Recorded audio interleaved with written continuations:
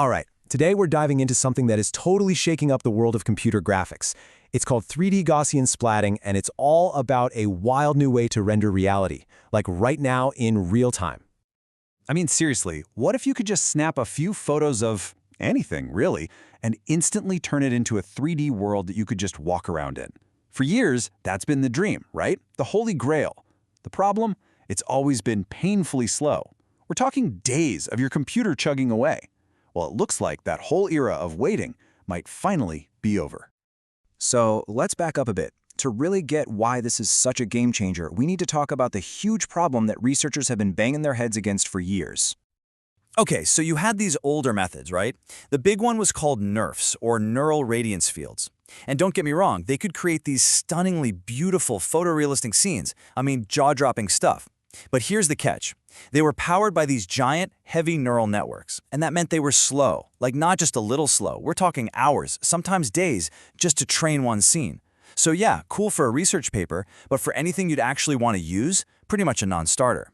The dream was always to get that amazing quality, but, fast, like real-time fast. So what's the big idea here? What's the new recipe? Well, it's one of those ideas that's so smart it's almost simple. They just threw out the slow, complicated neural network. Gone. And they replaced it with something way more direct, something based on geometry. So instead of trying to make a neural network learn what a scene looks like, this new method just builds it. It represents the entire scene as a massive collection of these things called 3D Gaussians. The easiest way to think about them is like smart, semi-transparent paintballs. You've got millions of them floating in space.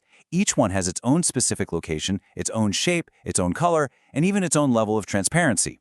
You just splat millions of these things together and bam, you can build up literally any scene in stunning detail.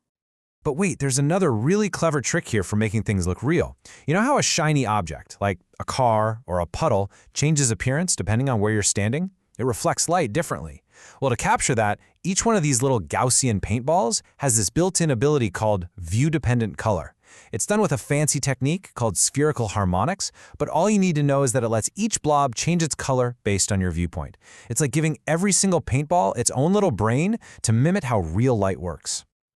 Okay, so now we have our building blocks, right? These millions of little smart paintballs.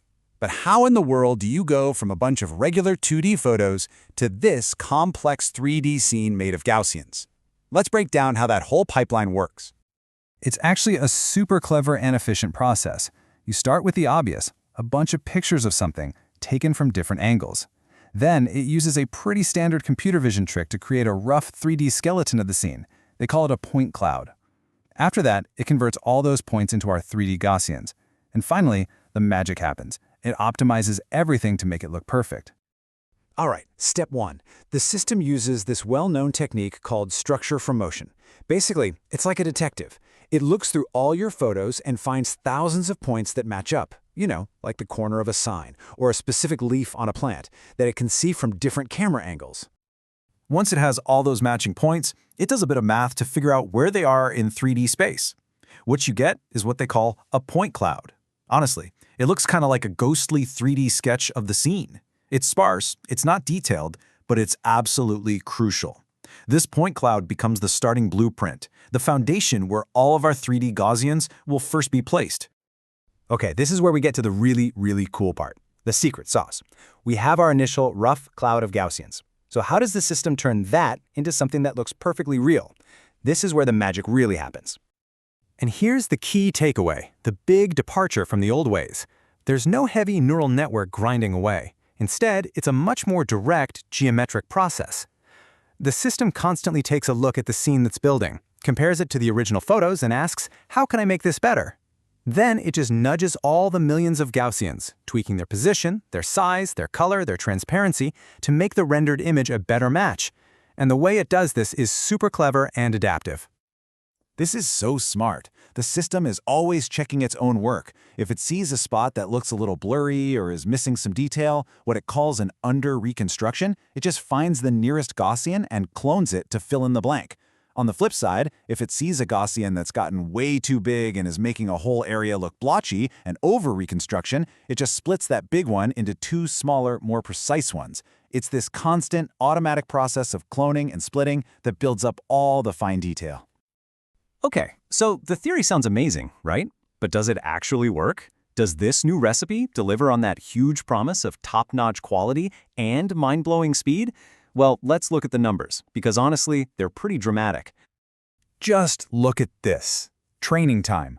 One of the best older methods, NeRF 360, took 48 hours. That's 2 full days of a powerful computer just thinking. 3D Gaussian Splatting? It does the same job in about 6 minutes. 6! That's less time than it takes to get a cup of coffee. That's not just better, that's a whole new category of fast. Okay, what about rendering? You know, the actual speed when you're flying through the scene. The old method gets 0.07 frames per second. That's not even a video. It's a slideshow. A really, really slow one. Gaussian splatting? It's hitting almost 168 frames per second. That is buttery smooth. Way beyond what you even need for real time on a regular GPU. But here's the big question, right? Did they have to sacrifice quality to get all that speed? And the answer is a huge, resounding no. When you look at the standard ways to measure image quality, things like SSIM and PSNR, the scores are just as good, and sometimes even a little bit better than the slowest molasses methods. They actually did it. They found the holy grail, state-of-the-art quality at insane speeds. So you have to understand, this isn't just a small step forward. A leap this big in speed and efficiency, it just opens up a whole new universe of things you can do.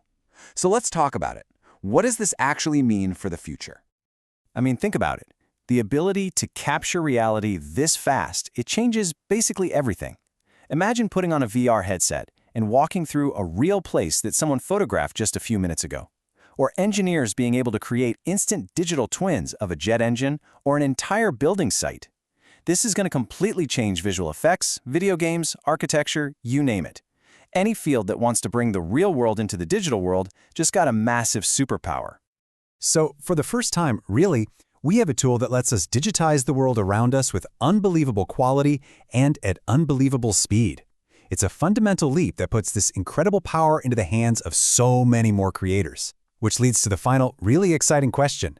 Now that we can capture and render reality almost instantly, what worlds are we going to build next?